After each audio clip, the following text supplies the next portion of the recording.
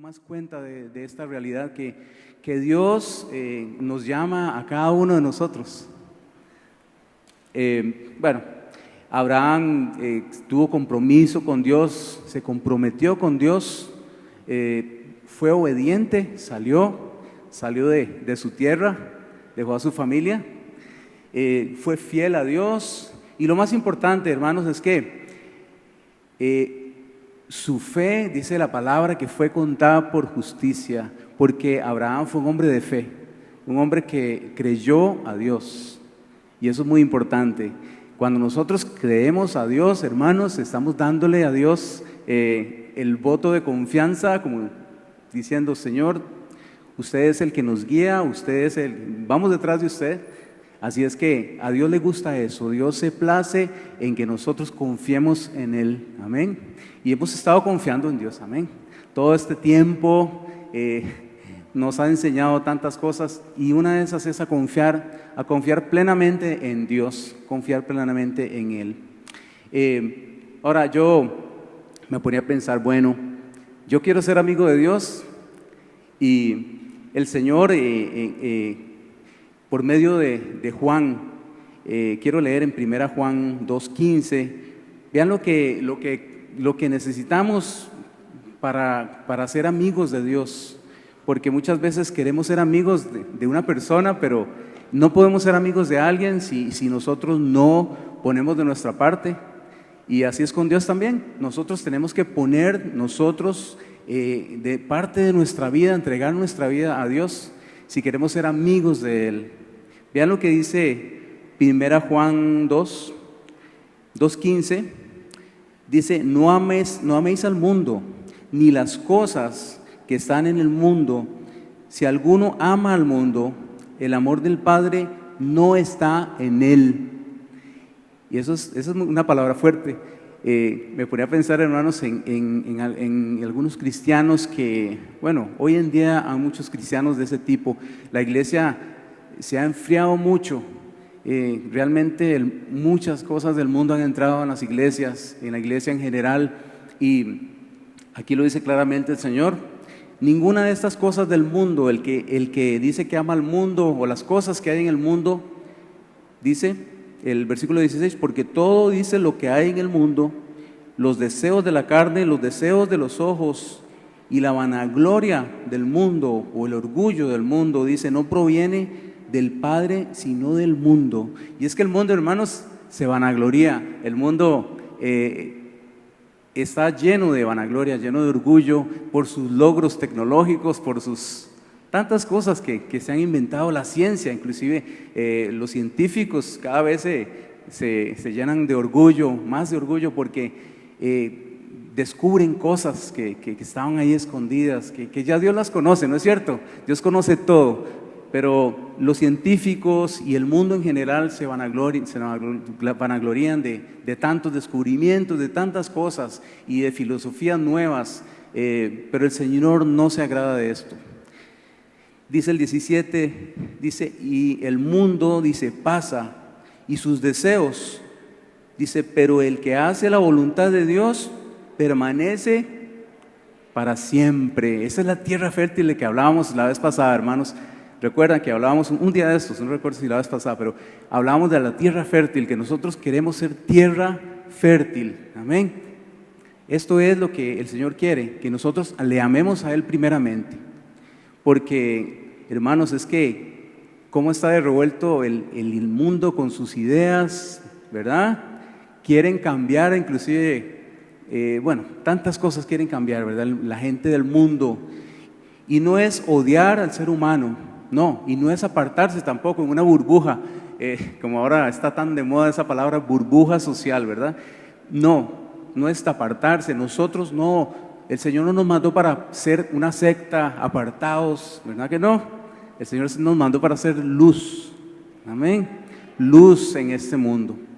Así es que el Señor nos manda a hacer luz primeramente, a buscarle a Él, a seguirle a Él, amén. Yo también me ponía a pensar, bueno, qué bien, ¿verdad? Bueno, sí, amamos al Señor, las cosas del mundo, tenemos que cuidarnos, ¿verdad? Pero hay otro aspecto, hermanos, importantísimo también, y quiero leer en Juan 15, si usted me acompaña. Hay otro aspecto importante que también nosotros tenemos que ver, y es un aspecto muy, el Señor Jesús lo habló en Juan 15, 12. Ya sabemos que las formas del mundo nos corrompen como cristianos, como amigos de Dios, pero hay otro aspecto muy importante también que es bueno que lo veamos. En Juan 15, 12 dice: este es mi mandamiento, dice, que os améis unos a otros como yo os he amado.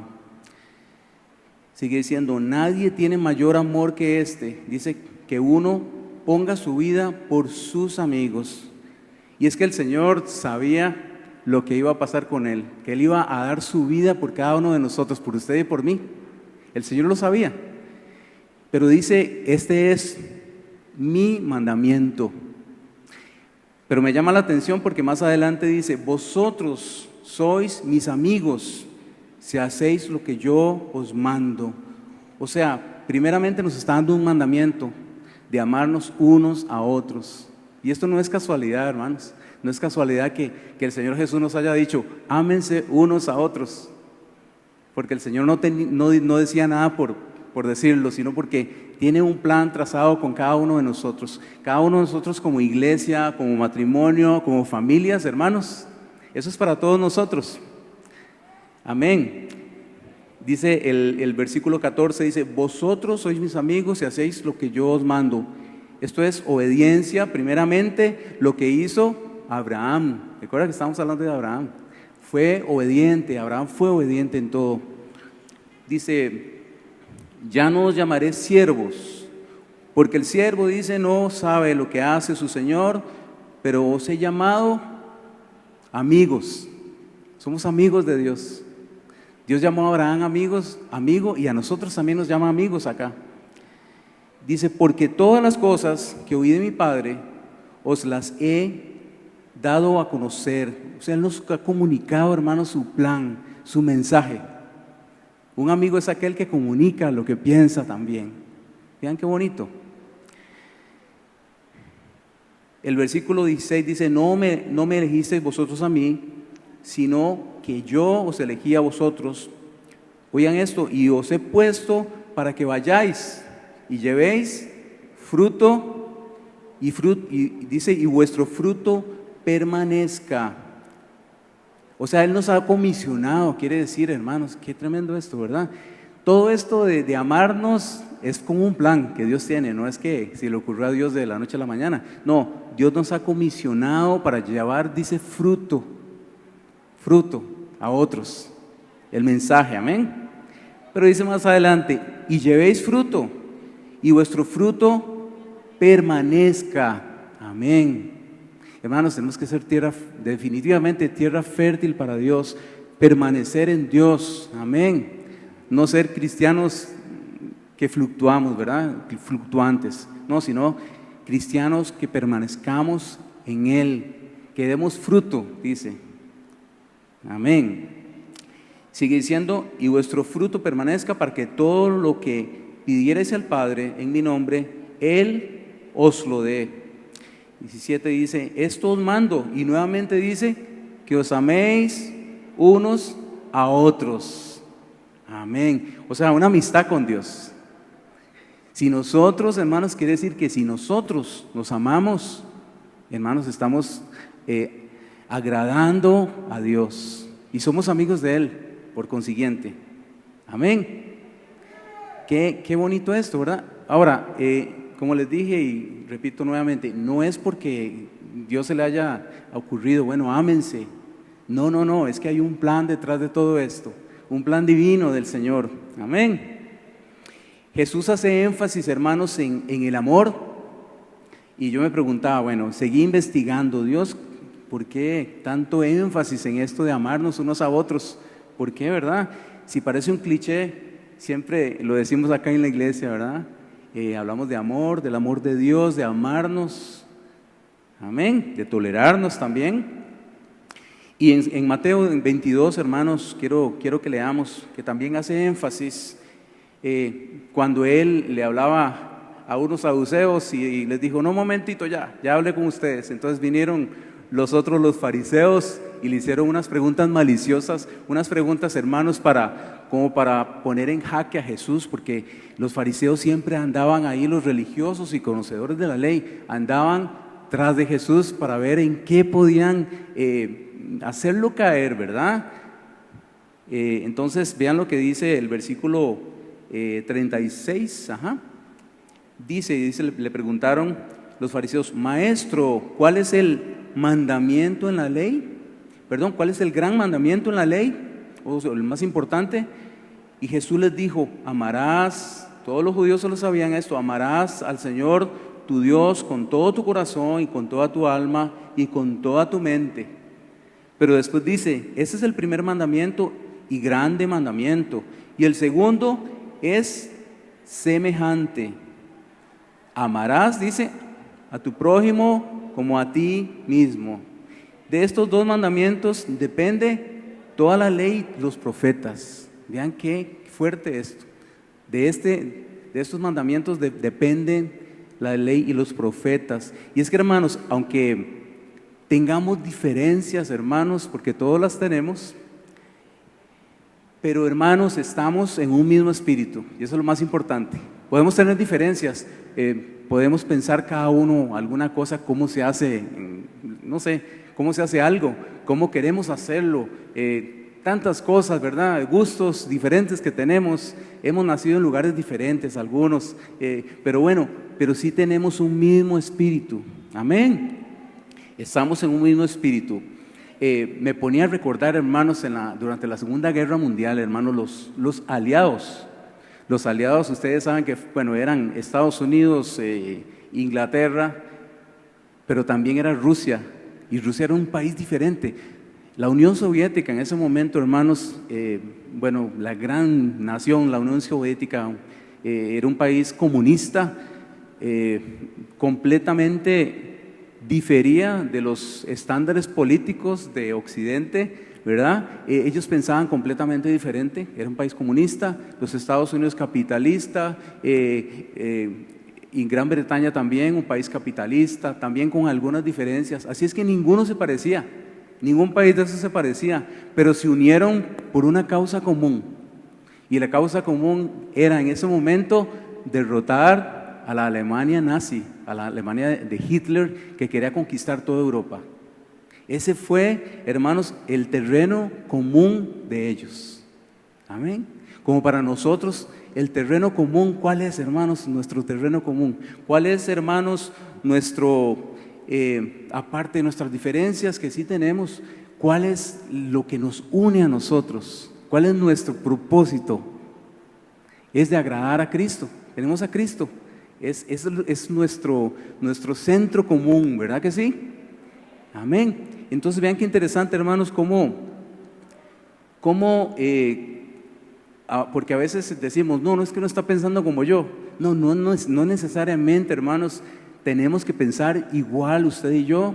Podemos tener alguna diferencia, menor, por supuesto, pero sí tenemos algo, hermanos, en común, todos nosotros que estamos aquí, y es Cristo. Amén. Cristo, hermanos. Amén. Hermanos, entonces Dios nos llama a nosotros amigos, nos llama a amarnos unos a otros. Amén. Como, todos sabemos la familia, ¿verdad? Que Dios instauró allá en Éxodo 2:24, creo. Dios llama, ya no serán dos, ¿verdad? Sino serán uno. Es unidad. Eso nos trae, hermanos, al concepto de la unidad. Vean qué interesante, como Dios nos dice, ámense unos a otros. Ahí viene con el concepto de la unidad. Primero empieza con la familia, después con la iglesia. Dios quiere la unidad, hermanos, en nosotros como iglesia. Y para eso tenemos que amarnos unos a otros y dejar nuestras diferencias aparte, al lado, para que Dios se glorifique en cada uno de nosotros. Amén. Como iglesia, como familia. Amén. Hermanos, y donde donde un grupo de personas nos unimos bajo Cristo, ¿verdad? Bajo lo que nosotros nos une, que es Cristo, hermanos. Hermanos, Dios se glorifica. Dios ahí es donde empieza a actuar, ¿verdad? Amén. Es un concepto, hermanos, colectivo. Dios nunca, no le gusta la gente que anda así, individual, ¿verdad? Por allá. Esos son ideas del mundo. Créame que por eso el Señor decía, no ame las cosas del mundo, hermanos, porque una de las ideas del mundo es ser individualistas. Cada vez, hermanos, que pasa el tiempo, yo veo a los muchachos que se encierran más y más y más en sus teléfonos celulares o en internet, ¿verdad? Se encierran en su mundo y eso no es bueno. Por algo el Señor habla de esto. Y eso son ideas, hermanos, del mundo que muchas veces quiere meterse en la iglesia. A veces queremos ser individuales, queremos hacer las cosas por nuestro, ¿verdad? A como nosotros queremos, pero eso no es de Dios, hermanos. El Señor nos manda, hermanos, a trabajar en grupo, en conjunto, unidos. Amén. Amén. ¿Están entendiendo, hermanos? Sí. Qué bueno. Hermanos, unidad es el enfoque en lo que nosotros tenemos en común, y en este caso es Cristo. Amén. Que todo lo que hagamos glorifique a Cristo. Amén. En la iglesia es muy importante esto. Amén, hermanos. El enfoque, por ejemplo, en las naciones estas que les hablaba ahora, de que se unieron, hermanos, los aliados, ¿cuál era? Pues vencer, derrotar a los nazis, ¿verdad? La Alemania nazi. El enfoque como amigos de Cristo, de Dios, es Cristo, y dejar que Él se glorifique, amén, en cada uno de nosotros, amén.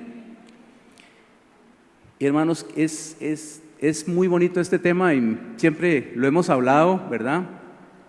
Pero es difícil también muchas veces llevarlo a cabo, es muy difícil. Y por eso siempre, hermanos, tenemos que estar recordando este tema de la unidad, del amor, de amarnos unos a otros. Pero hermanos, déjenme decirles que en nuestra humanidad es muy difícil, porque cada uno tiende a ser individual, amén. Pero hermanos, el Espíritu Santo es el que sí nos puede ayudar a llevar a cabo esto, amén.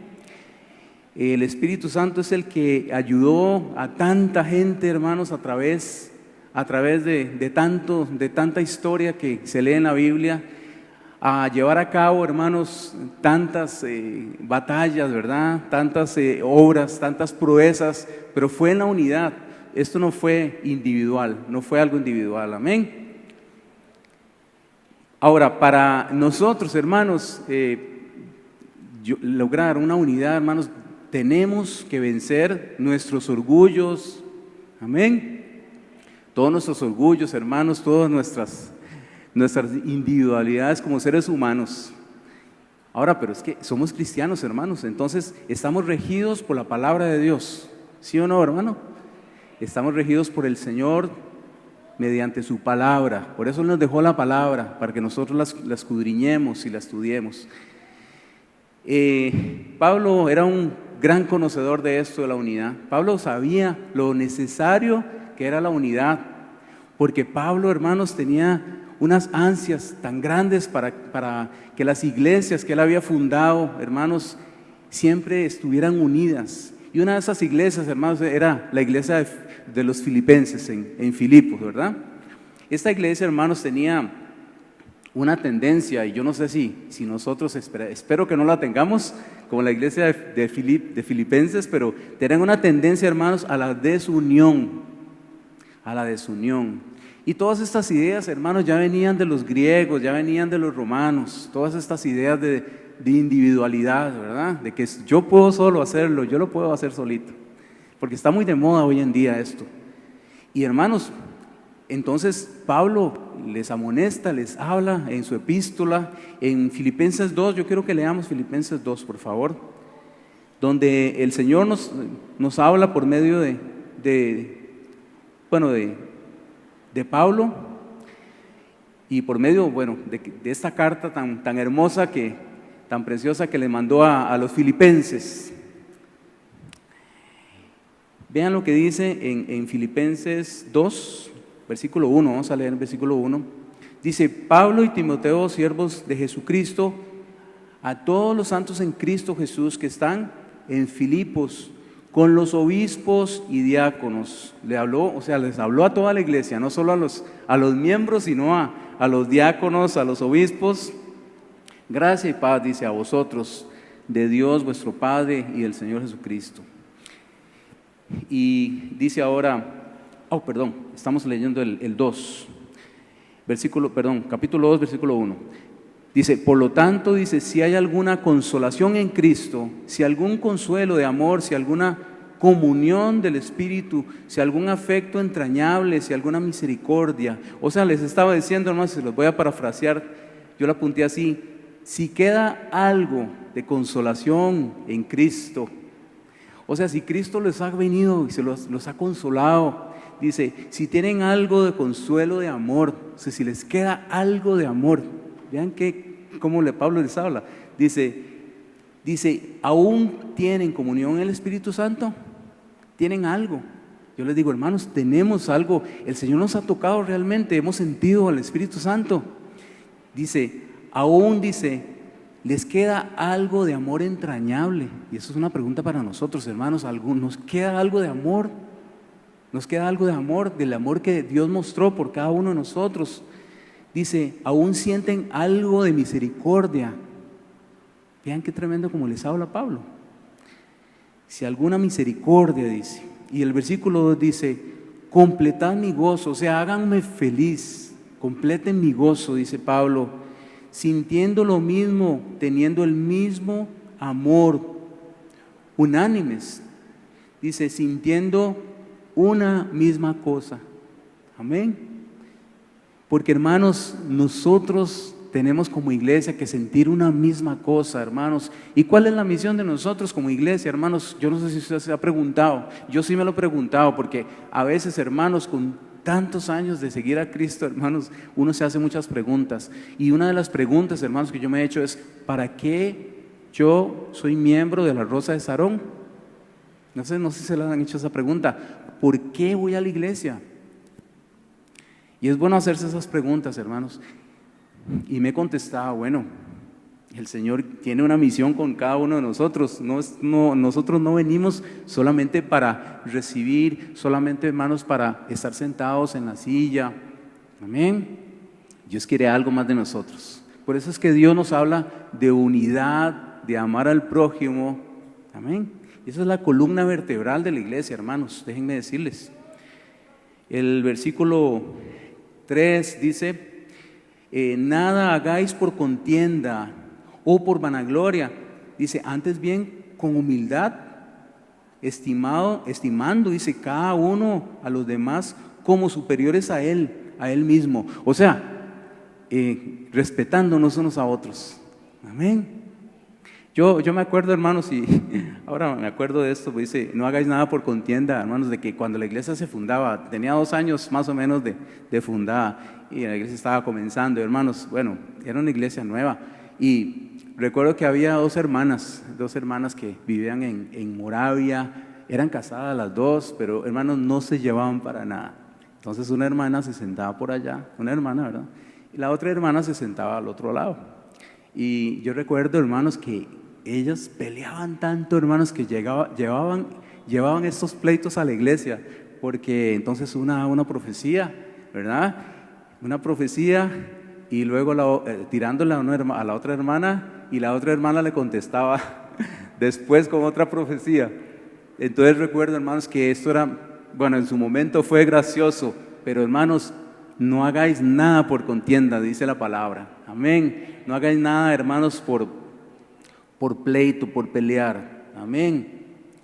Dice en el versículo 4, no mirando cada uno lo suyo propio, sino cada cual también por lo de los otros. No tener egoísmo, hermanos. A veces nos pasa esto sin darnos cuenta, hermanos, con las cosas de Dios. Y le digo una cosa, hermanos, la obra es de Dios. Nos estamos peleando por algo que no es de nosotros. Amén.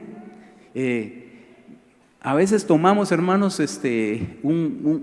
algo que nos ponen a hacer el servicio, algo, a servir a algo, hermanos, pero lo tomamos como un puesto, ¿no es cierto?